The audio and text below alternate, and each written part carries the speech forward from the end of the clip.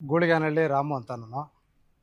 ಈ ಗೂಳಿಗಾನಹಳ್ಳಿಯಲ್ಲಿ ನಂದು ಒಂದೇ ನಮ್ಮ ಒಂದೂರದಲ್ಲ, ಗೂಳಿಗಾನಹಳ್ಳಿ, ನೆನಮನಹಳ್ಳಿ, ಗರಡಪಾಳ್ಯ, ತೊಂಡಾಲ, ನಾಯಕರಹಳ್ಳಿ, ಮಣಗಟ್ಟ ಇಷ್ಟು ಊರುಗಳೂ ಪೂರ್ತಿ ನೀರಲ್ಲಿ KC ವ್ಯಾಲಿ ಕಟ್ಟಾಗಿ ಒಂದು 200 ಇಂದ 300 ಎಕರೆ ಬೆಳೆ, ಕೋಸು, ಕರಿಬೇವಿನ ಸೊಪ್ಪು, ಹೂವು, ಚೆಂಡು ಹೂವು, ಇನ್ನು ಟೊಮೆಟೊದ ಹಸಿಮೆಣಸಿನಕಾಯಿ, ರಾಗಿ, ಅವರೆ ಎಲ್ಲ ಪೂರ್ತಿ ನಾಶ ಆಗಿದೆ. ಇದಕ್ಕೆ ನಾವು ಏನಿಲ್ಲ, ನಮ್ಮ ಮನ್ಮೇಶ್ ಸರ್ ಏನು ಸರ್ ನಮ್ಮ ಕತೆ ಹಿಂಗಾಯ್ತು, ಮೊನ್ನೆ ಬೆಳೆ ಮಾಡಿ ಹಿಂಗಾಯ್ತು, ಈ KC ವ್ಯಾಲಿ ಸಮಸ್ಯೆ ಆಗಿದೆ ಅಂದಾಗ ರಮೇಶ್ ಕುಮಾರ್ ಫೋನ್ ಮಾಡ್ಬೋದಾ ಸರ್, ನಮ್ಮ ಕೆಲಸ ಆದರೆ ರಮೇಶ್ ಕುಮಾರ್ ಜೊತೆಲಿ ಇರ್ತೀವಿ, ನಮ್ಮ ಕೆಲಸ ಮಾಡೋರು ಬೇಕು ಸರ್ ಅಂದೆ. ನನಗೆ ಇವ್ರ ಹತ್ರದಿಂದ ನಾನು ಇವತ್ತೇ ರಮೇಶ್ ಕುಮಾರ್ ನೋಡಿರೋದು.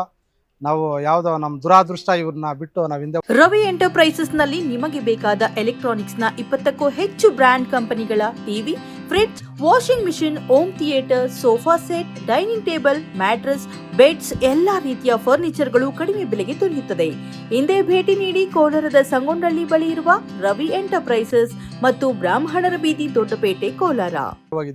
ಬಟ್ ಮುಂದೆಲ್ಲ ಪ್ರಯತ್ನ ಮಾಡಿದೆ.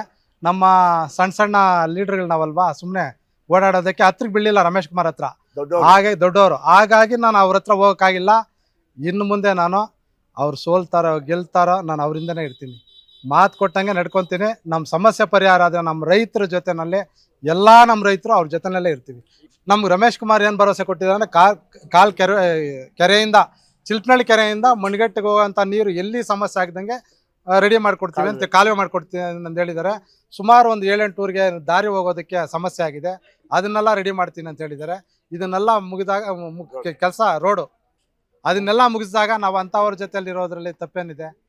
ನಮ್ಮ ಕೆಲಸ ಮಾಡೋರು ಬೇಕು. ಈಗೆಲ್ಲ ಒಬ್ಬ ರೈತ ಬಂದು ಹತ್ಕೊಂಡ, ಅಣ್ಣ ನನಗೆ 2 ತಿಂಗಳಾಗೈತೆ ನನ್ನ ತೋಟ ಹತ್ರ ಹೋಗಿ, ನೀವು ಯಾವ ಪಾರ್ಟಿ ಆದರೂ ಪರೋಣ, ನಾವು ಅವ್ರ ಜೊತೆ ಇರೋಣ, ನಾವು ಪ್ರಾಣ ಕೊಟ್ಟಾದ್ರೂ ಅವ್ರ ಜೊತೆ ಇರೋಣ, ನೀವು ಯಾರಿಗೂ ಭಯ ಬೀಳಲ್ಲ, ನೀವು ಹೋಗ್ರಿ ಅಣ್ಣ ನಾವೆಲ್ಲ ಇರ್ತೀವಿ ಅಂತ ರೈತರು ಹೇಳಿದ್ಮೇಲೆ, ಅವ್ರದ್ದೆಲ್ಲ ಕಷ್ಟ ಇದ್ಮೇಲೆ ನಾನು ಈ ನಿರ್ಧಾರ ತಗೊಂಡು ನಮ್ಮ ಮನ್ಮೇಶ್ ಸರ್ಗೆ ಹೇಳಿದ್ಮೇಲೆ ನಾವು ಫೋನ್ ಮಾಡಿದ್ಮೇಲೆ ಸ್ಪಂದಿಸಿ ಬಂದಿದ್ದಕ್ಕೆ ನಮ್ಮ ತುಂಬ ಧನ್ಯವಾದಗಳು. ನಾವು ಯಾವತ್ತೂ ಅವರಿಂದ ಇರ್ತೀವಿ.